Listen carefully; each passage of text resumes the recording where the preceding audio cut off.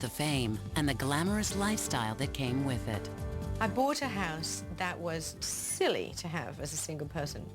But because I always had friends coming to stay, it actually made sense, and it was a beautiful house up in the hills with a swimming pool that I never went in, but gorgeous. As Emma got richer and more famous, she didn't change to us at all. She just moved from a little apartment to a nice big house with a pool, which was great fun for you know, small, pale blue Englishmen to go and get spectacularly sunburnt by. During Dynasty Mania, Emma dated various eligible bachelors.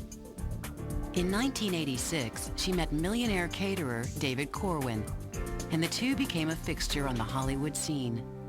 They got as far as an engagement, but marriage still wasn't in the future for Emma. A long road is the way to my heart. It's a very long road. It takes a long time for me to feel safe with somebody and feel comfortable with somebody and have confidence in them. Meanwhile, the tabloids had a field day with her private life. The initial shock was that newspapers are allowed to write things that are completely not true.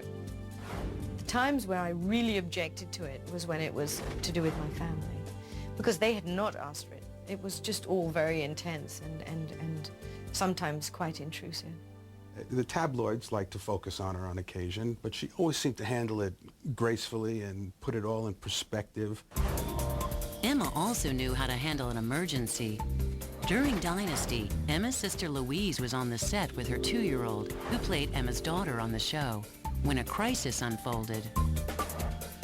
My daughter Jenny once got a quarter stuck in the back of her throat. Suddenly she was choking, so I screamed at the top of my voice, "Emma!" I thought, I don't care if I'm stopping the filming.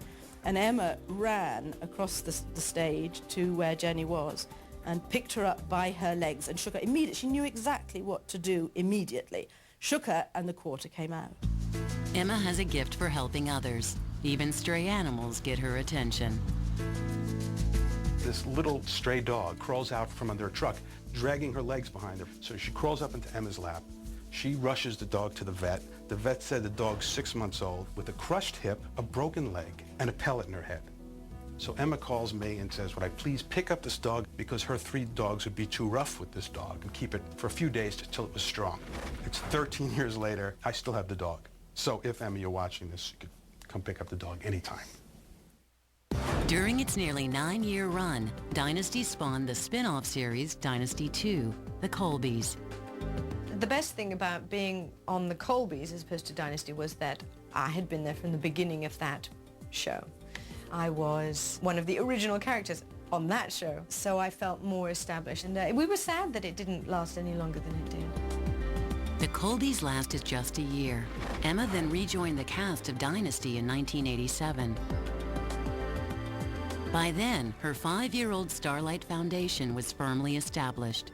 8 chapters now served 51 hospitals and granted 1,500 wishes a year. Of course, I had a bigger pool of celebrities to bug and do things. I dragged them into all sorts of things, and they were marvelous. They were really very, very helpful. We had events that had huge stars come and attend and perform at. It was so exciting and so thrilling. We went to England for a celebrity cricket match. Some of the guys from the Rolling Stones were there, and it was just this big, big event. It was just amazing to see how an idea that somebody could have, wanting to help children who need it, and then it could grow, really gets to you. As the 80s came to an end, so did the Dynasty empire. After the show was canceled in 1989, Emma took a chance on comedy and co-starred with John Candy in the film Delirious.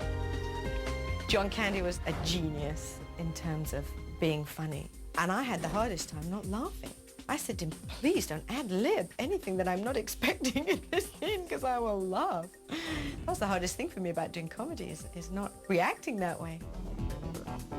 In her free time, Emma snapped this picture that was by chance spotted by a Revlon executive. The executive was looking for a female photographer to shoot pictures of ordinary American men for a cologne ad. The next thing I know, based on that one picture, is I've been hired for this enormous advertising campaign. And we traveled all around America. And I would just spot good-looking men and say, excuse me, do you mind if I take your picture? It was heaven. It was a great job. Then, in 1991, Emma met British attorney Bansi Nagji. This time, Emma made it to the altar, but the marriage only lasted 6 months. But good news was right around the corner when ABC lured Emma back to General Hospital for another go as Holly Sutton. She stayed only a year. When she left a second time, I was very distressed because we had a wonderful working relationship and we spent a lot of time laughing. In 1993, another primetime soap, Models Inc., needed a makeover. Aaron Spelling called on Emma to beef up the ratings. I had a fantastic time doing Models Inc., mostly because Aaron Spelling was my boss. Nolan Miller did my clothes again, which was in my contract. I had asked Aaron, is Nolan doing the clothes on this? And he said, oh, all right, if you really want. I said, oh, yes, please. I had a really, really lovely time doing that show. In 1994, Emma married attorney Tim Dillon, but only 21 months later, the couple called it quits. Bruised by 2 failed marriages, Emma could take some consolation that at age 34, she was rich, famous, and the founder and promoter of the now very influential Starlight Foundation. It's amazing from that one child's wish back 20 years ago to helping hundreds of thousands of children. Next, Emma lands the greatest role of all. Her life is her kids, and it shows. The 80s were a time of great professional and financial success for Emma.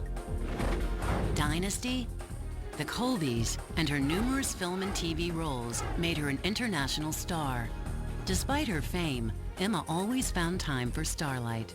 Emma was always behind the scenes, working behind the scenes, whether it was, licking envelopes or making a personal appearance. She was there for whatever we needed her to do.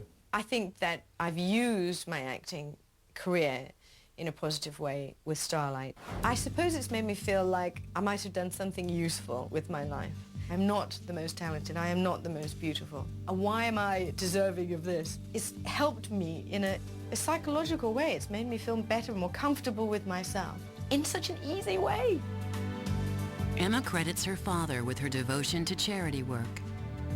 My father is totally the reason why it's part of my life to work for charities, because that's what I've seen my parents doing.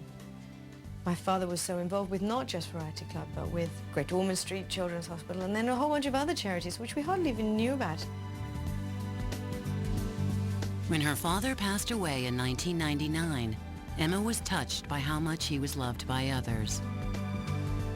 At his memorial, which was at 9 o'clock in the morning on a Sunday in central London, when most people don't want to be getting up out of bed and going anywhere, we had it at the Odeon Leicester Square, and 1,000 people came. And so many of those people thought that they were his special protege, his special friend, his special charity. He made so many people feel that they were special to him. And they were shocked to find out there was another 100 people who felt that same way. As a tribute, Emma has stepped into her father's shoes as host of his yearly Variety Club telethon. Today, Starlight works with over 850 hospitals around the world, bringing smiles and comfort to thousands of sick children. Right now, we help over 100,000 children per month. Their eyes light up, and they're really trained in a whole new world that they're not used to being in the hospital. The impact that Starlight has had now on so many children, hundreds of thousands, it's marvelous to know. Even if it's a small impact, it's fantastic to have even been in a very small way responsible for that.